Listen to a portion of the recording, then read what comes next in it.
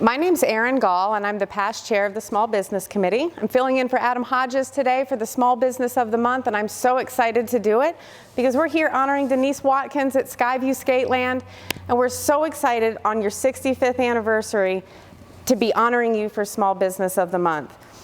So congratulations. As I've said, 65 years is a very long time. This was started by your father. That's correct. And it started as a drive-in movie theater. Next door, that's correct. So they have been keeping family entertainment going here for so long, and I can't even imagine the many generations of folks that have passed through here and have this as a fond memory. So Denise, tell us what it means. You've been so involved in the chamber and the community and our children's lives. You even have a STEM instructor here at Sky Vue, which is you're not going to find anywhere else, at least not in the skating community right now. So you've really filled that niche. But tell us what it means to finally be recognized. I will do. Thank you, Erin, for the opportunity. I'm honored and privileged to accept that recognition from the chamber. And I truly believe Sky Vue Skateland is a great picture for a small business. My father was a World War II veteran. My mother was a first-generation college graduate. Wow. They came to Rocky Mount in 1947, built the drive-in theater, and opened our skating rink in 1958. So last month was our 65th anniversary. And it's been such a privilege to be able to provide wholesome family recreation for the Rocky Mount area. And we truly appreciate the support of our families and our communities. And they are the ones that truly enable us to be able to provide this opportunity for them. Well, thank you so much for being here, being so active in our community. You can't see Denise and not see a smile on your face and just want to have fun. She's the Chief Fun Officer out here at Sky Vue, so please bring your families and come on down and see what a Small Business of the Month winner looks like. You've certainly kept a beautiful facility going, and we can't wait to see all the fun that you're going to have in the future. Thank you so much, Erin. Denise, I feel like I'm a kid again. I grew up in Raleigh, went to roller skating. It was the big deal to have your birthday party. Absolutely. And you still do quite a few birthday parties here, don't you? Let's backtrack. So where did you skate in Raleigh? I can't remember the name of the rink. Where was it located, do you know? Near the downtown area. Okay. So my father he purchased a downtown skating rink in the early 60s. In Raleigh? In Raleigh. Okay. That was his second location. A gentleman named Joe Humble came on board to work with my dad. He moved to Raleigh to manage that location. And Joe brought in Benji Best, Mr. Ben Best, and they co-owned that rink for a small amount of time. And then Joe Humble moved on. Ben Best was the solo proprietor of that location. He left there, moved that rink out to Highway 70, just past Crabtree Valley Mall. And it was way called, out past Crabtree, doesn't that date it? Back then it was Yeah. very rural, you know, it was nothing, there was no development there. But I would say that was probably by the later 60s, maybe 68, 69. So the rink in downtown Raleigh had a portable floor. In other words, it was made by sections. So you could lift that section out and maneuver it, and they actually moved that floor to their location there on Highway 70. Well, speaking of floors, your floor here is just beautiful, and you recently remodeled, refinished it, right? Yes, we did. And it needs to be hardwood. Is that the ideal platform for skating? So what you're skating on is what's called Northern Hard Rock Maple. That's your best skating Maple, surface. It's a hard product, it's very durable, skates very well. So usually that's your skate surface when you go into a rink that has a wooden skate surface. So when my father built this, he subfloored this with 2x6 tongue and groove. Oh, great. And his idea was, if it didn't make it as a roller skating rink in '58, he would put a sewing factory in here. Remember, manufacturing textiles was very strong in that decade. So that was his plan long term if it didn't make it. So how did your dad, Mr. Holder, Correct. How did he come up with wanting to have a roller skating rink in the first place? Well, you know, he and my mother came to Rocky Mountain 47 and built the drive-in theater. So that's where our name comes from, Sky Vue. Oftentimes people will say, so why is it Sky Vue Skateland? And I say, we had a drive-in theater first, so the Sky Vue was a perfect fitting for the drive-in. But you have to understand the television comes out in the early 50s. It's getting popular, and my dad's thinking, well, drive-in theaters may not survive. So what can I do that will be a complement? So he decided he would go into the skating business. And he went from, I guess, as far north as Baltimore, Maryland, on down into Florida, stopping and looking at different skating rinks. He came back to Rocky Mountain, told my mother he wanted to build our facility. There was a skating rink on Main Street, High Point, North Carolina. He actually modeled this rink from that floor plan. That rink is no longer in operation. But he didn't know how to skate. That was at the age of 39.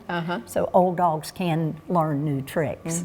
And moonwalk too, right? Well, I don't know that they ever moonwalk, but you know, he taught a lot of people how to roller skate. In fact, Sandra, who was the manager of WHIG, he taught her how to roller skate. I remember it was just a really important growing up to know how to do that, because otherwise, if you're invited to a birthday party at the roller skating rink, you couldn't have a good time, and it was embarrassing if you couldn't roller skate. So I remember when my kids were born, we had one in Wilmington, and as soon as they were old enough, I taught them to skate. Do you do much teaching yourself? I do. We actually offer skate lessons. We run those, and they're group lessons from October through April. They come in 45 minutes before our open session begins. And then we do a group lesson for about 30 minutes where we're going to teach you the basics and help you learn to skate. What ages? I mean, do you have adults who didn't learn when they were kids come in? Last fall, I think I had 6 adult women come in. They said, you know, Denise, I want to get back on skate. So they came through the lessons, did very well. Well, and they're in the lobby coming in, you've got the health benefits. I mean, not only is it good for cardiovascular and whatnot, but agility and all kinds of positives for people's health. It is. It's very good exercise. As a matter of fact, I create a meme that I use for my social media occasionally. Why go to the gym when you can roller skate? But you know, you can come out, we have music playing, it's social, you can be with a friend. I guess you can burn about 600 calories with an hour of skating. Now my husband and I like to come down a couple of days a week to skate, after hours of course. Just a romantic evening, is that? Well, I wouldn't say it's romantic, it's usually first thing in the morning. But we'll come down, and I typically can roll about 4 miles in 25 to 30 minutes. That's my goal. So you have a smartwatch or something that shows how far, or you just kind of know? I actually, there are 12 laps around our facility is a mile. So I typically load one pocket with 24 pennies, and then I move those pennies from my right pocket to my left pocket and back from my left pocket to my right pocket. And I know that I've hit 48 laps, and it usually takes about 28 minutes. 30.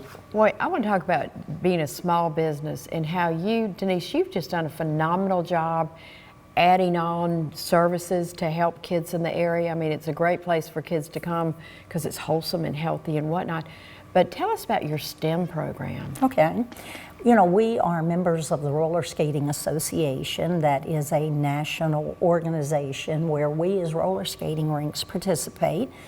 And they, I'm thinking maybe in 2015, started a STEM program.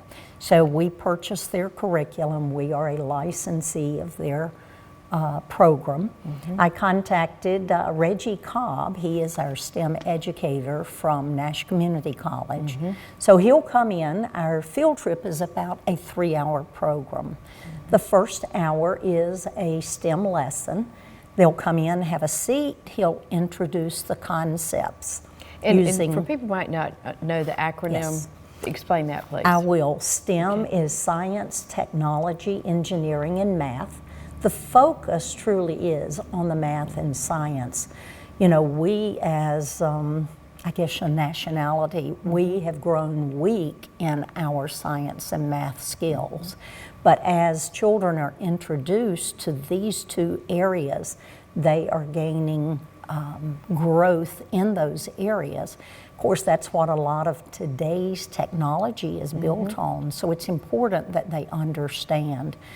When they come into a facility like mine, they can see that STEM is all around them. We're looking at the lights, we hear the music, we're looking at just the skating surface, friction, motion, and these very fundamental concepts, they get to be introduced and experiment here. After that introductory lesson with or the introduction of the concepts with Reggie, we break them into small groups. That's where the hands-on learning or the engagement begins. That's where they connect the theory or the book with the actual how does it work. And that's the best part. And that is what we get the most compliments on from our teachers. Unfortunately, today's classrooms are so busy that they don't have time to do the experiments or the hands-on activities that probably we grew up with when we were in school. You learn so much better in doing that. There was a bus that UNC used to send around with hands-on experiments, and they said the kids just couldn't wait. What grades or age kids come for your STEM classes? We usually deal the most with 1st through 5th grade. We've had a few middle schools to come. We're able to do whatever because Reggie is excellent. You know, he can adjust the lesson to reach whatever grade level he's teaching. Once we finish with the skating, we come back as a group, we review what they've learned and put into action. After that, I have my skates on. I come out and teach them how to skate. Let's go back to when you talked about birthday parties, you know. Unfortunately, I think children today don't have the opportunity to come skating like they did years ago. You take 15, 20 years ago, children were in daycare centers. In the summer, those daycare centers would bring their children skating on a weekly basis. Those children learned how to skate. That consistency of skating each week for 10, 11, 12 weeks, they learned how to skate. Schools did And that's skate. so good for their balance. And I mean, tell what it helps besides a child's balance. What are some other positives? Well, probably one of the biggest things is coordination and balance, but I think the biggest factor is self-confidence. When I'm here teaching them how to skate, my responsibility, my goal as your instructor is to help you gain the confidence that I can do this. I can skate. Once a child gains that self-confidence, they're going to soar at that part. They're going to come back and say, Miss Denise, I want to show me how to cross my feet over, or Miss Denise, I want to learn to skate backwards. Or, and you're so good with the kids too. I mean, it's obvious that it's a labor of love for you because it's like you're made to encourage kids and help them be the best they can be and feel good about themselves. I just love to see them achieve. And, you know, skating is something that is not hard. They think it is. So the two things I always hear from children, skating is hard. They think it's difficult to learn. I think that comes from we're currently in a culture that a lot of things are given to children. They don't learn to work through the hard things and achieve. And it might be self-defense too, because that way if I can't do it, then it's no wonder because it's hard. It might be protecting their egos. And there again, I think our culture gives them an easy out, and we let them give up so easily, so quickly, when that achievement is just over the hill. The second thing I always hear from them, these skates are so heavy. And I think that comes from the fact they have weak bodies today. Children are not physical, so they do not run and play like my generation that we did. A lot of times when I teach children how to skate, I'll ask them, so do you ride a bicycle? What do you think that breaks down to be? The percentage that do or don't? Yep. Which is the greater percentage?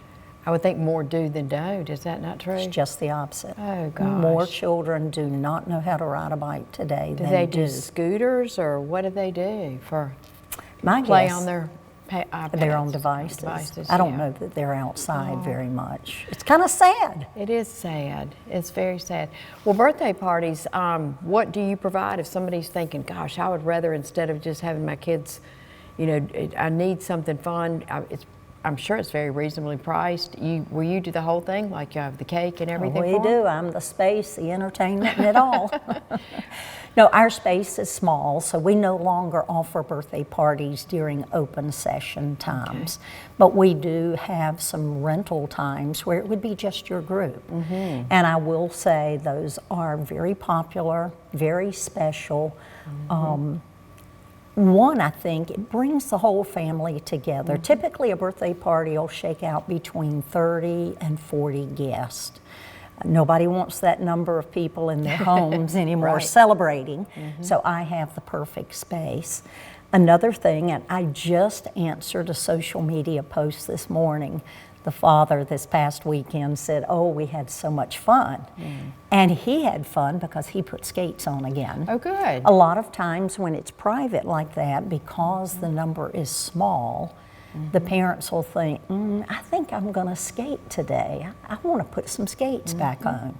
So a lot of times during our birthday parties, parents who skated as children will put their skates back on, and of course children just love to see their parents out here participating with them. They think they're too old for doing that. And look at you, Dad. Look at you. Do you have all different size skates? I mean, what would be the youngest and we started a juvenile 9. Actually, we have the little Fisher Price, the plastic skates that slip on over. Those are very good for toddlers. And then we go on up through an adult 16. So usually we can cover whatever rental you need. We offer your traditional quad skate, 2 front, 2 back with the high top. Then we have a speed quad, which is your lower cut boot, 2 front, 2 back. And then some people call them rollerblades, but the type of skate it is an inline. All the wheels are in one line. So we can pretty much suit you up for whatever size and you need. And do you sell skates too, or people want to purchase them? We do. Of course, a lot of people love to purchase online today. We try to think that they're getting a better purchase when they come and let us. We're the experts. You can fit them. I can fit them. I'm going to look at your skating level. You know, parents don't want to put a lot of money in initially. They don't know if that child's going to stay with it or not. Again, you want a pretty good quality skate to be able to skate. You know, a lot of what you get like at Walmart or Target, the axles and the cushions, they're not even made for skating. It's such a struggle to push.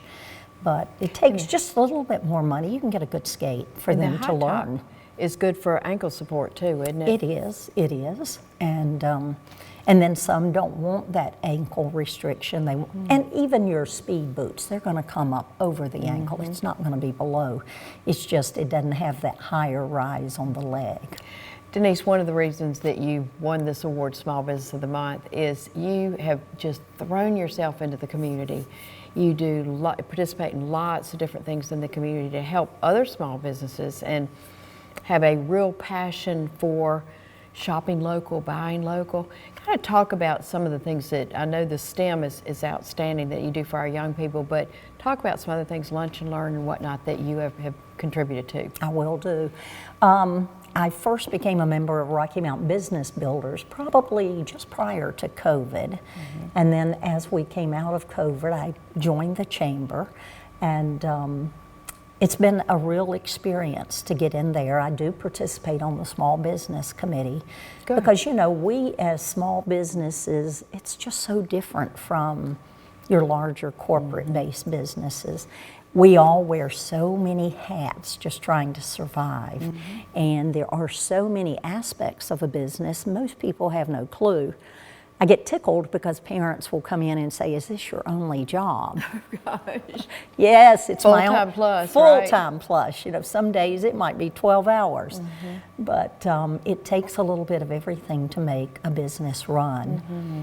We got into the digital age, I should say, maybe around 2015, 2016. I personally like to hang out with the younger operators in our industry because they give me energy and they give me ideas to keep things relevant and current. I'm almost thinking you give them energy. Yeah, no, you, Chief Fun Officer, I heard you were the CFO here. Right, so. right. So one of my young friends, he's probably about 35, he said to me one day, "Miss Denise, you know, if it's not on the internet, it didn't happen." Oh, the light bulb came on, and I thought, you know, you're true. At that time, I had very little social media presence. We probably had a self-made website. And so the North Carolina Small Business Centers, which are housed on the community colleges, have given me an excellent education getting and moving into the digital age. And so that's a service provided free to help sustain and support local businesses. It's paid for by our tax dollars. I really don't understand why people do not take advantage of it because they have brought me a long way. I could be their poster child because the majority of what I've learned through the skills I have learned in their webinars, their seminars, and I still take it. You take today, AI is coming out. It's here, you know, that's going to move things forward.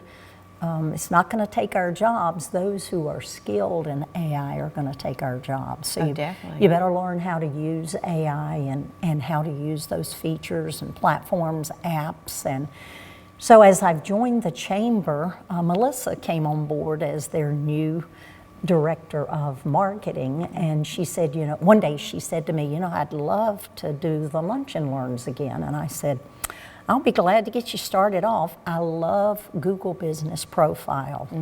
Everyone has a device. They're on their cell phones. They're looking. Google makes it so easy to find what you're looking for, whether it's a location, a service. All you got to do is Google it. So I have learned how to use Google, my Google Business Profile, so that people come in and find me, whether they're local or you take, for instance, when we have all these sports groups coming in, whether it's the event center or our system with the baseball fields. All these people are coming into our communities and they're looking for things to do when they're not playing. And so they can scroll on Google, so you need to be very easily found. A lot of businesses don't realize your Google business listing has to be claimed by you. Once it's claimed, you begin to post and keep that information current, just like you do social media. So I post to my Google Business Profile, just like I do Facebook or Instagram. I can create events, I can create promotions, and just general posts that help you understand what's happening. Wait, when you do the Google Business and you're posting and whatnot, can you push, like link it to something with when it's happening at the event center that will draw attention or get them to go to you? Is there any way to? I don't know of any way to make that connection. But if there's a way, you'll find I'll it. find it. As a matter of fact, Robert Hawkins with Mini Putt, he just called me yesterday and he said, you know, Denise, we have all these visitors coming into our city. We need to make sure they know how to find us. Yeah, because I was just thinking I've heard parents talk about between games and whatnot, big lag time. And they bring the whole family with them, and it'd be great if they could come and get some exercise for the little kids, you know, the younger kids or the rest of the family. Parents skate with them too. I told him, I said, we'll work on that, Robert. Let's put a marketing piece together and let's connect with the travel and tourism, maybe even the city of Rocky Mount. I'm not sure how that is marketed to these different groups that come in, but there's some kind of connection there. I want to talk about where you are because you're near the fair on 64 Business, coming from Rocky Mount, going to Tarboro on the left-hand side of the road, very clearly marked. What are your hours? So currently, you know, I will have to tell you, we adjust hours according to the season of the year. People think summer is our busy time. Winter is our busy time. People, it's cold outside, people are looking for things to come in to do. So this time of year, October, we're open Friday and Saturday night, 7 to 10.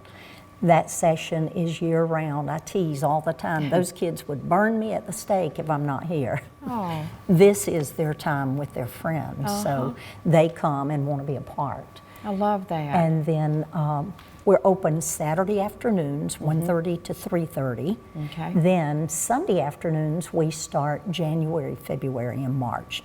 Those 3 months are our busiest times. Okay. Well, we are mighty proud of you, and we're going to close by thanking you, but you're going to do a little bit of a demonstration for us and show us some of the things that you do to delight the kids. So, Denise, thank you and congratulations. Thank you, Jean. It's a real honor and privilege. We've got to have our balance and how to move our feet.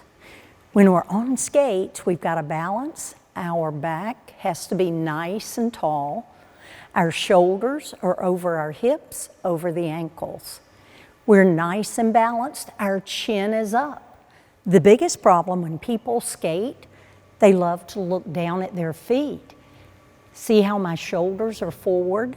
Now my balance has gone to those front wheels. I might feel like I'm gonna fall forward. Chin up, back straight, I have my balance. Now let's talk about how we move our feet. When we walk, we step forward, but that is not how we skate. That's how beginners come in. But skating is flat-footed like a duck or a penguin. Now, we've got to let the knees bend because that's where we get our motion or our movement. But you're going to pick them up and down, little marches, up and down. You're shifting your body weight from one foot to the other foot. Remember, this is not how we skate. But that is how everybody loves to try to skate.